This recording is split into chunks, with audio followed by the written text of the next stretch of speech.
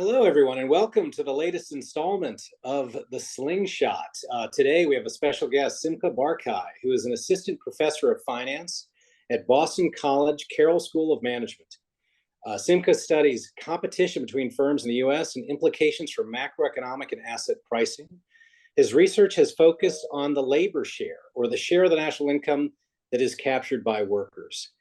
He is the author of Declining Labor and Capital Shares, published in the Journal of Finance, and co-author of a new NBER paper titled Antitrust Enforcement Increases Economic Activity. Simcha, welcome to the show. Thank you for having me. Yeah, it's great to have you here. And before we get to this new NBER paper, which is the latest buzz in antitrust circles, I want to touch on that paper that put you on the map and made you famous in the first instance. In Declining Labor and Capital Shares, which is published in Journal of Finance, you found that a large increase in the share of pure profits accounted for the decline in the labor share. And I think this is probably more exciting, the increases in concentration in an industry are associated with declines in the labor share. And that paper got covered everywhere. The New York Times, Wall Street Journal, The Economist, go on. Harvard Business Review, Washington Post, New Republic, The Nation. Why do you think this topic, the declining labor share, resonates with such a wide audience? I think that there's some large changes to the US economy that start roughly in the early 1980s. And the one most directly related to the labor share says prior to the early 1980s, any increase in the productivity of workers tended to translate almost one for one into higher wages. Better workers, more output per worker, higher wages. And there's a break. That stops in the mid 80s, early 80s. There's some issues on how you measure it, but roughly speaking, we had tremendous growth in productivity of workers, almost uninterrupted. And at the same time, wages tended to stagnate. They do increase. It's not that there's no increase, but much, much smaller than you would have otherwise expected. And so many workers look around and say, we've become much more productive, and yet our wages have not gone up. And so it touches on, I think, what many people are feeling. Interesting. Now, there are some folks like the Heritage Foundation, which is to be expected, and then some surprises like Dean Baker, who downplay the measured decline in the labor share. Heritage claims, and I'm quoting, that changes in how the government measures self-employment income and faster depreciation explain entirely, this is their words, the apparent decline in labor share. And Baker claimed that, quote, much of the decline in the shares before recent revisions was simply due to an increase in the share of depreciation in GDP. End quote. I want to know, what do you have to say to these folks? Was this really some accounting gimmick, or is the labor share truly falling? So I don't think it's an accounting gimmick. There are significant issues with the data that people have talked about from the early papers, so certainly from 2012 onwards. One thing that you mentioned, which is an issue in the data, of how do you treat self-employed? For most workers, they receive wage income, and we can measure that separate from what the business kind of generates in profit income. It's naturally separated. But if you run a small business and you work for the business, you get one check at the end of the month or at the end of the year that combines both. And splitting those two to figure out how much should be counted as labor income could be a challenge. The results don't depend that much on how you split it. These aren't new points that have been raised in the data. These, again, have been talked about for at least a decade. I think partially for these reasons, most researchers, when available, prefer to work with corporate sector data. It does correspond to the overall trend. So the trends in the corporate sector, where there's no issue of we're not exactly sure how much is the fact that I own the business and I'm getting a check for that aspect versus I work for the business, that issue is completely resolved. And the trends in the corporate sector look just like the trends in the aggregate. On depreciation, this too is looked at. It's looked at in several different ways of whether or not, if we remove depreciation, does the picture change? The answer is no, the picture does not change. Lucas Carbarbunis and Brett Neiman, who published an influential paper on the labor share, had such calculations. It came out of the original paper, but you can find it elsewhere on their website. There are other versions of this story going around, but they seem not to matter. There's one other one that people had talked about. There's a Brookings paper on economic activities by Matt Ronley, who I recall is at Northwestern, who said there are ways in which the government imputes housing income And that would show up in GDP numbers. But again, once you work with the corporate sector data, none of these issues are kind of show up. And the different sectors you could look at tend to have similar trends in the data. Nice. Hey, Darren, let me squeeze in one more. I'm just curious, Simcha. It seems like we get the data with quite a lag when it comes to labor share. Do we have data to let us know what's happened to the labor share since COVID, like, post 2020? We do have some data. And so one thing you'll see in the data that's not surprising is that at early COVID, there were programs that the government installed to help keep workers employed and keep them on payroll. And at the same time, sales dropped in many places. And so you see a large or significant drop in sales, not as large a drop in employment or payroll because of the government programs. And so the labor share goes up. Over time, it's going back to roughly where it was earlier.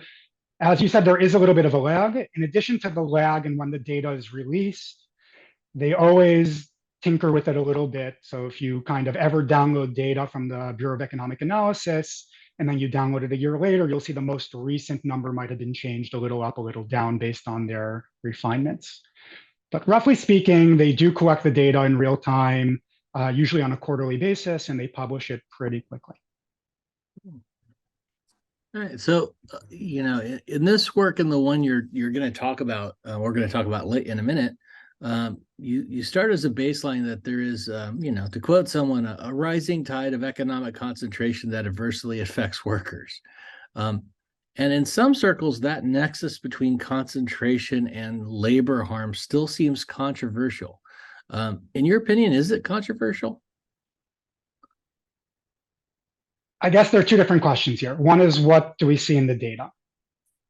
Maybe two and a half questions. In the data, you do see rising concentrations associated with decline in workers. That's been replicated by other papers. I had that first in my work. There's a contemporaneous paper by David Otter and co-authors that showed the same result. I've redone this in the census data. I've also done it in a bunch of different ways. That's clear. What is a little bit controversial is, how do we understand this relationship? And I think that there are multiple possible explanations that we don't yet have evidence to tell apart. One potential explanation is that large firms are able to squeeze workers, or they're able to figure out how to increase their profit margins, and that comes at the expense of workers. There are alternative explanations that are equally plausible and cannot be ruled out at the moment.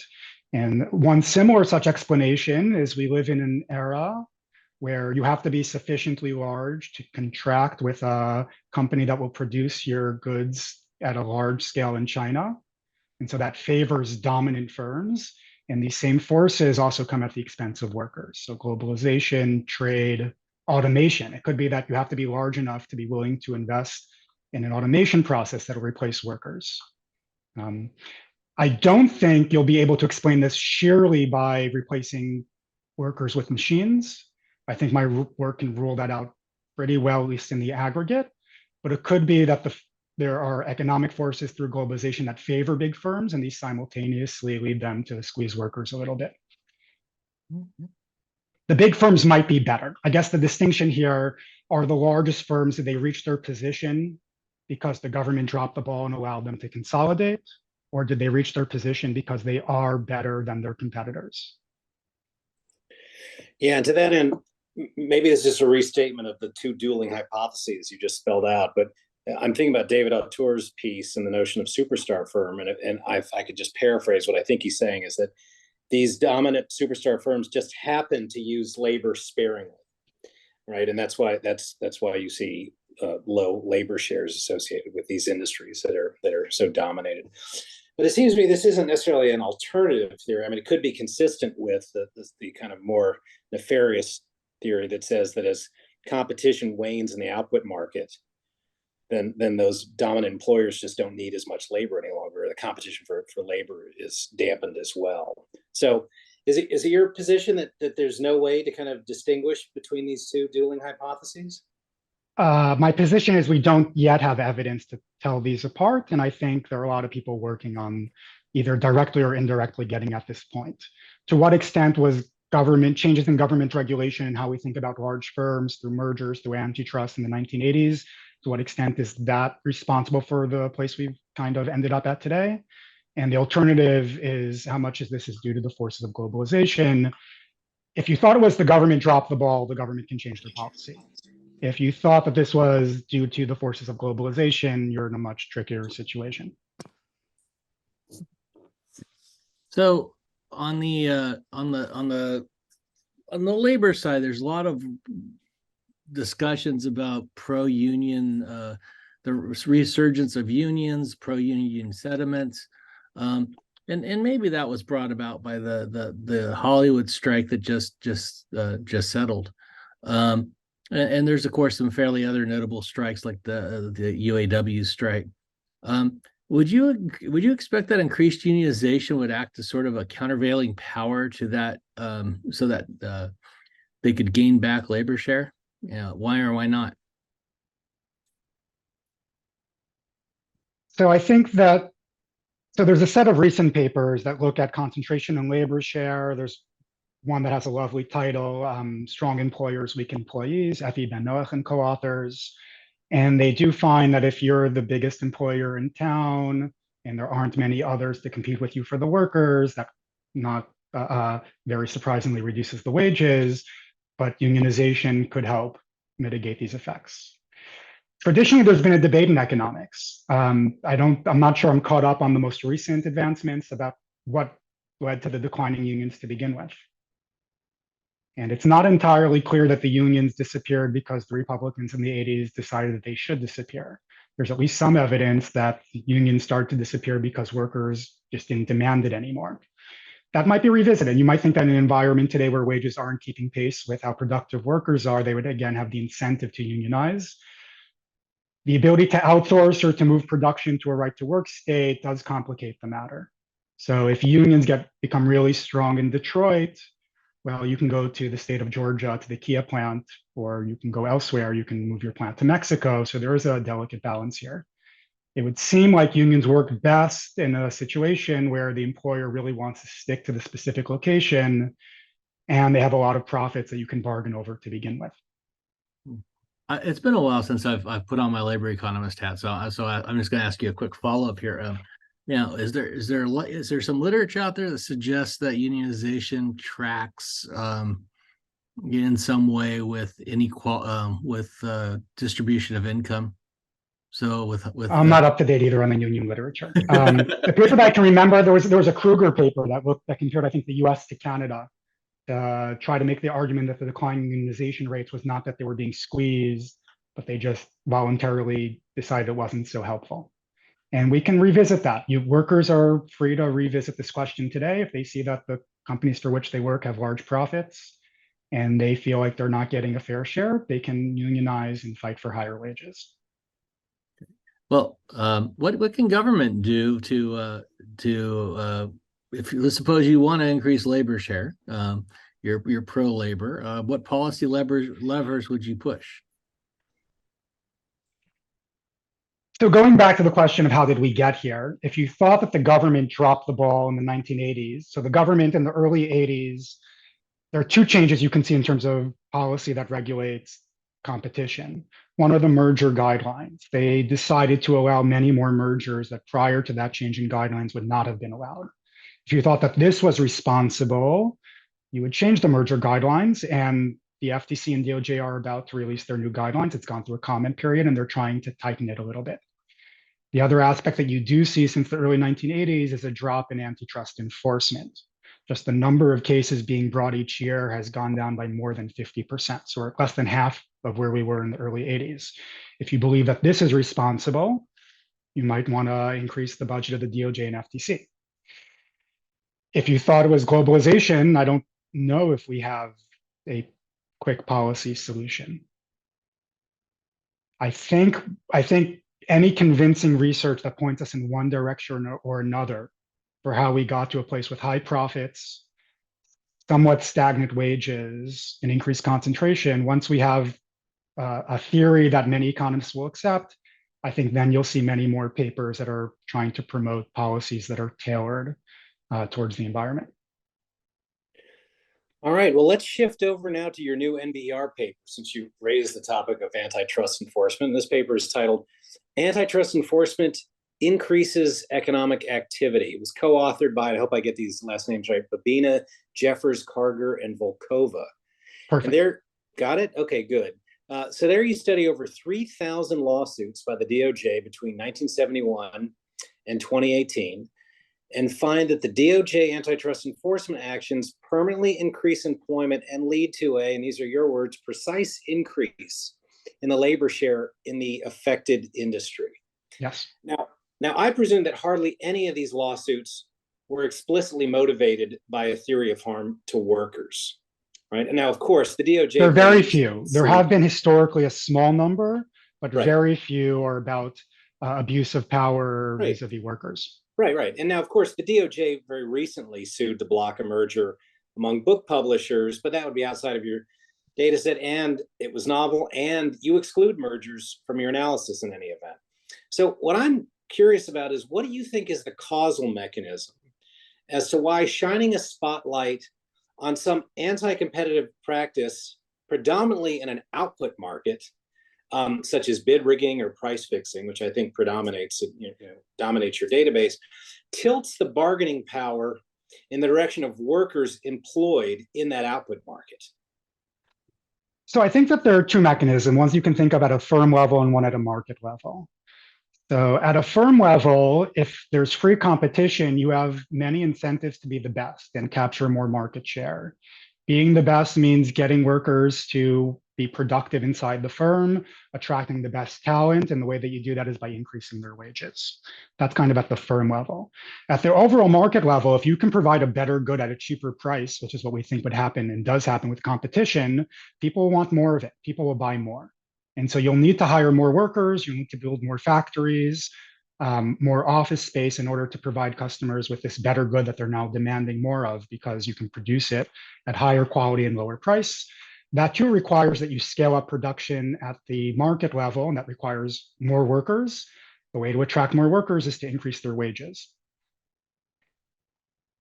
Got it. Now, I was hoping to understand the methodology and also just for our listeners a little better. And it looks like you performed a before-after analysis with an 8-year window around the DOJ's intervention. And then you do what economists call a difference in differences model. You'll have the luxury of explaining this to our listeners. I'll try it out.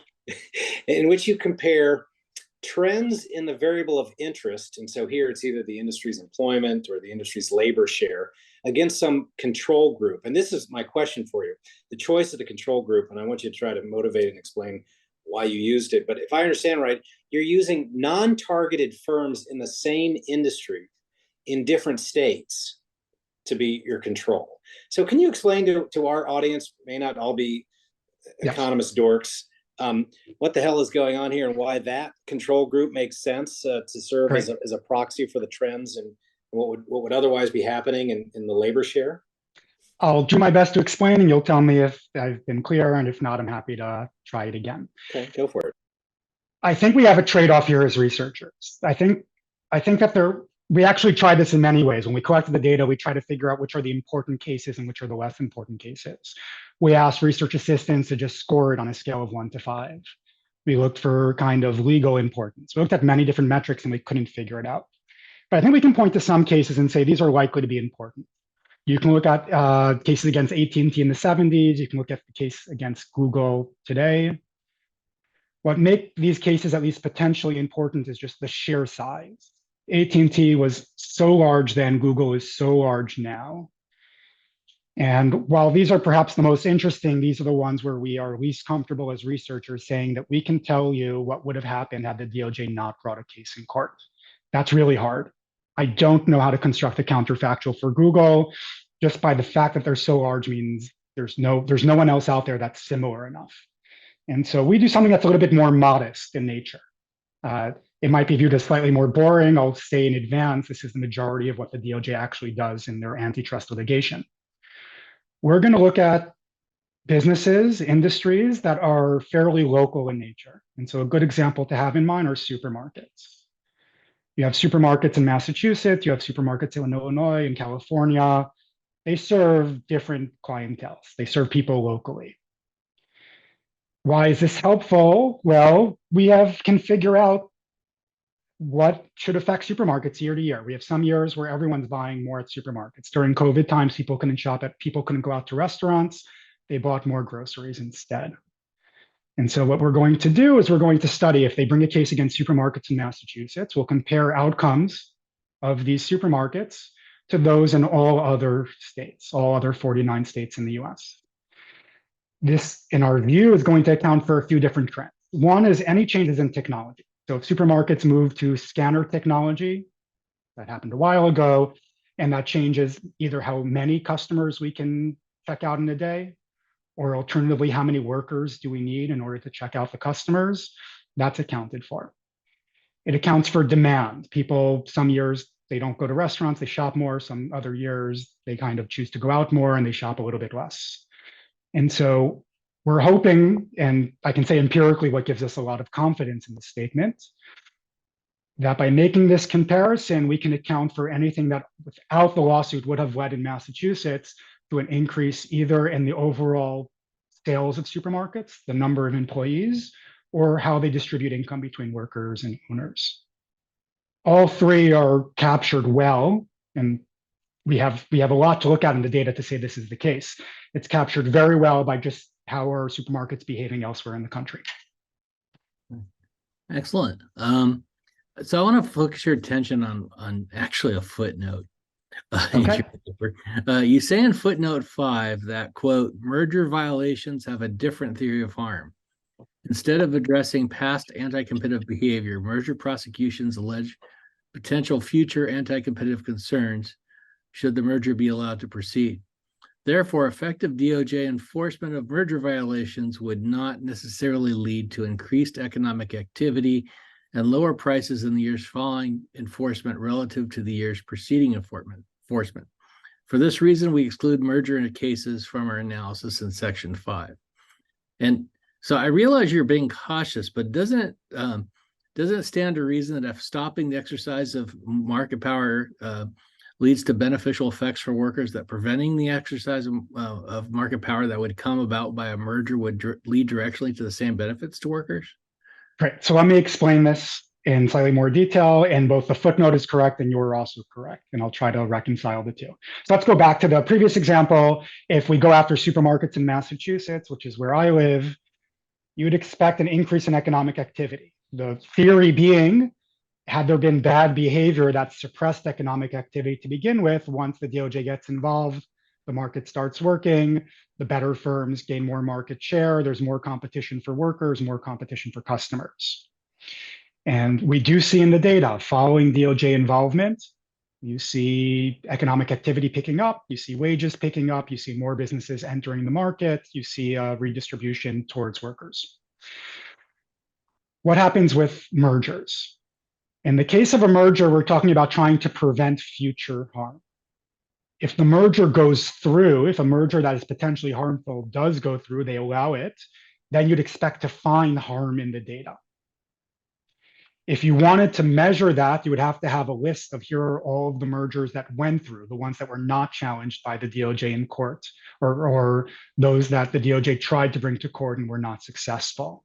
That's where you'd expect to see harms. You'd expect to see a worsening of competition, a worsening of output, a worsening of wages, a worsening of the distribution of income. If you studied, however, the cases that they do bring to court where they are successful, by being successful, it means we're staying with the status quo. We're not going to harm competition, but it's not improving either.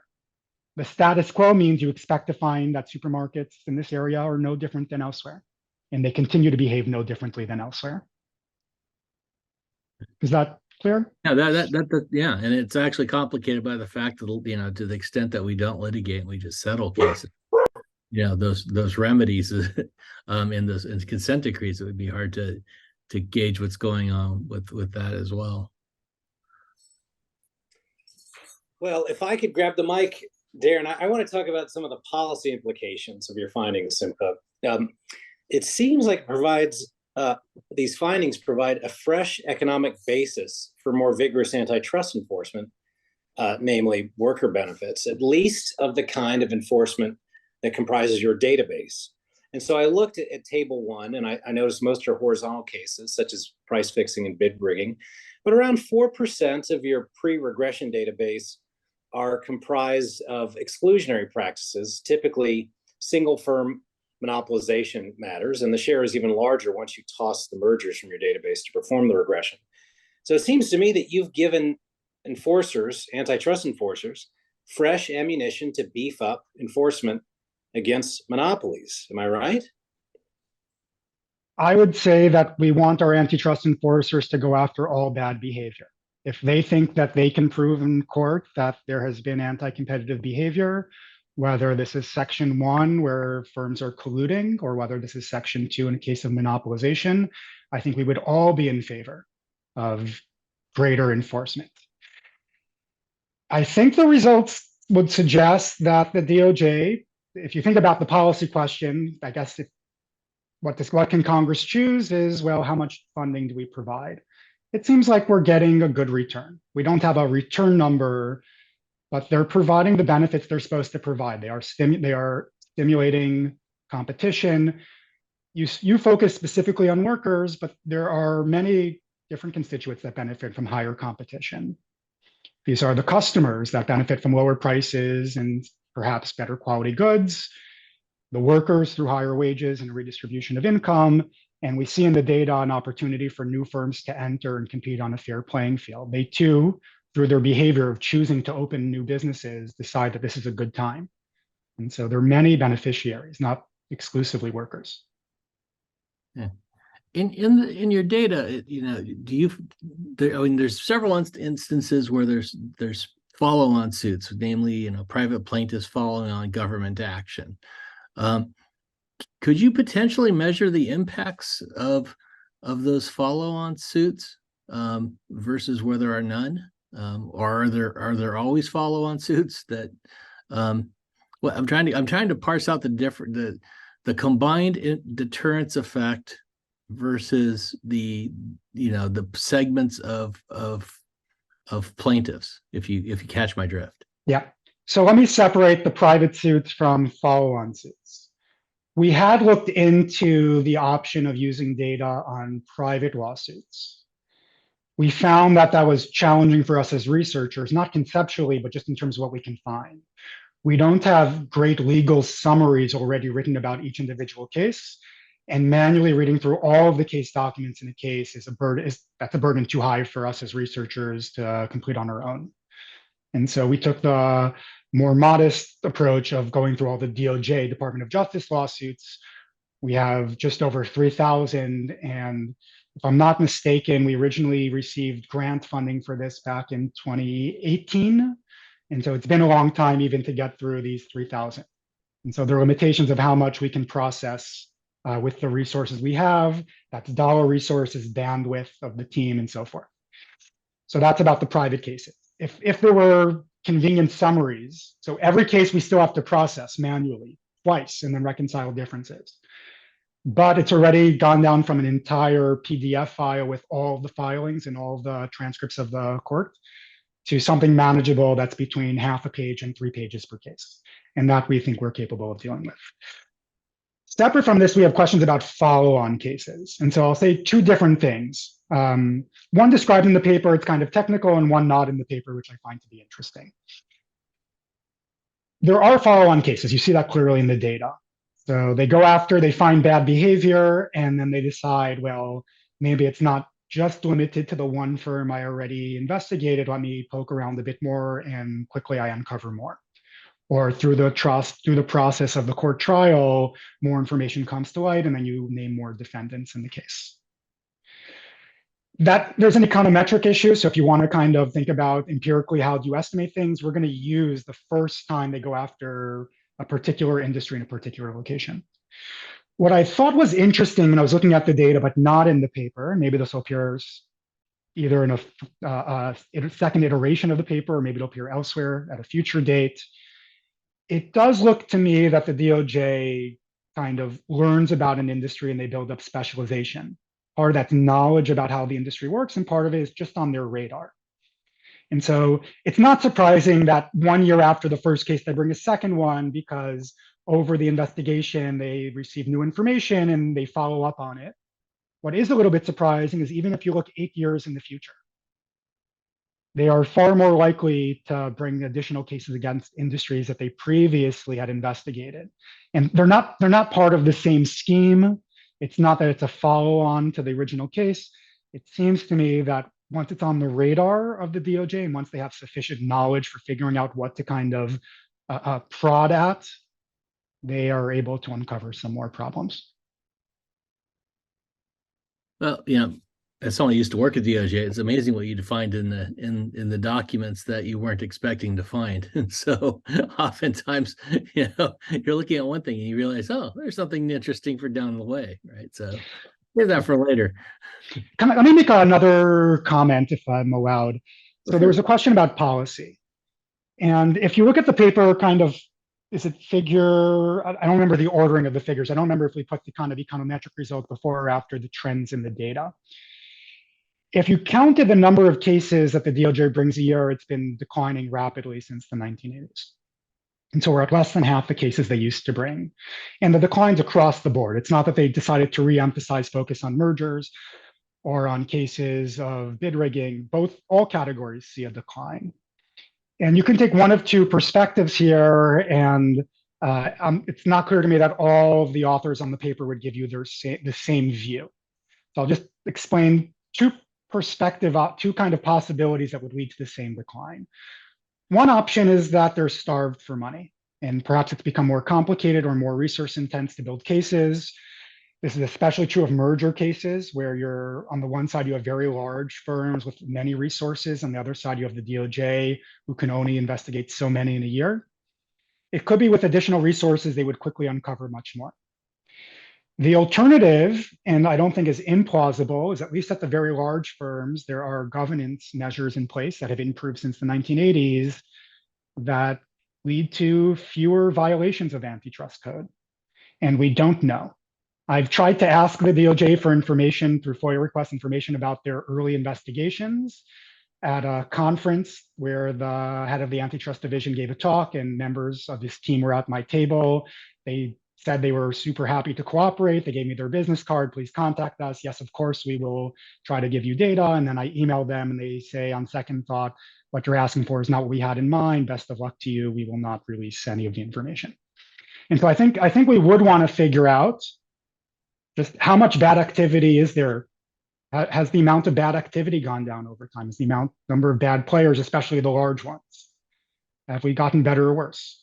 If antitrust declines reflect a declining budget, that's something we can fix.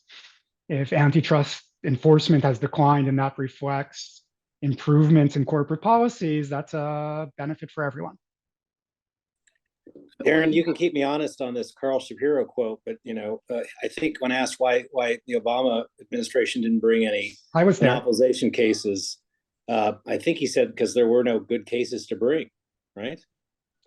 Yeah. So at the last Stigler Center antitrust conference in Chicago, Matt Stoller asked that of Carl Shapiro, and that was his answer. Again, monopolization cases are really hard. They're hard because you have to show a lot of economic analysis to say that there's been abuse of power. You have to come up with an economic counterfactual. If you were only trying to maximize your own profits and not harm others, what would the industry look like? Collusion and bid rigging are very easy to prove in court. It doesn't require fancy techniques. You just have to show emails between two parties that are colluding. So, having attempted and been successful at proving both in courts, I could tell you they're both hard. They're both equally hard for plaintiffs. But Darren, do you have any other final questions? I see we're running up against our clock here. I do want to pick on you about one other thing that's just off topic. Right. It's something you it says the research you summarized in that other competition blog. You state in that piece that the number of people in low wage jobs have decreased. Yes. So I want to understand that piece's relation to the pieces we just talked about. So if labor share is decreasing and low wage jobs are slightly reduced, then what does that mean? What does that mean that the declining share must be from some other aspect of the labor market segment, or what? Right. So I approached that project expecting to find a different result. Motivated by my previous work, where I think over time more harm to workers in the sense that their wages haven't been increasing, I expected to find segments of the population that were most hard hit. And when you look at the data and you look at trends since the 1980s, it's very clear that workers at the bottom of the wage distribution have done reasonably well. Their wages have actually increased. There are some questions about how you measure this. I'm happy to get into them, but we're at the end of the talk. And so perhaps it makes sense for me to summarize, but you'll tell me if you want more. At the bottom of the wage distribution, wages has gone up. So those types of jobs that attract people with lower skills, lower education, they've seen their wages go up over this period. The top of the wage distribution has done very well. And the middle, everyone between roughly the 40th and 70th percentile has done very poorly, almost no increase. And so I'll say two things. One is about the relative differences. People at the bottom have done fairly well, and that group deserves our attention. Fewer people today than ever before are in jobs that earn a really low wage. Just the process of the increases in productivity at the firms, it's true that they don't translate one-to-one into higher wages the way that they used to, but there still has been some gains. And so I think the way to think about how this fits in with my other research is, I would say, with a greater emphasis on competition, if we can figure out how to stimulate competition more, everyone's wages would go up. But the degree to which you were harmed over the last 40 years depends on where you were. If you're kind of in the middle of the distribution, you had the worst time. And if you're at the end of the distribution, you came out all right. Well, thanks so much for being on the show, Simcha. I had a wonderful time. I think Darren did too. We've been DMing, talking about how wonderful you were and how wonderful it was to have you on. And do come back. Keep knocking them out of the park as you appear to be doing. And we'll be back the next time that you make all the newspapers. Thanks for having me on the show. Yeah, it was great. Thanks.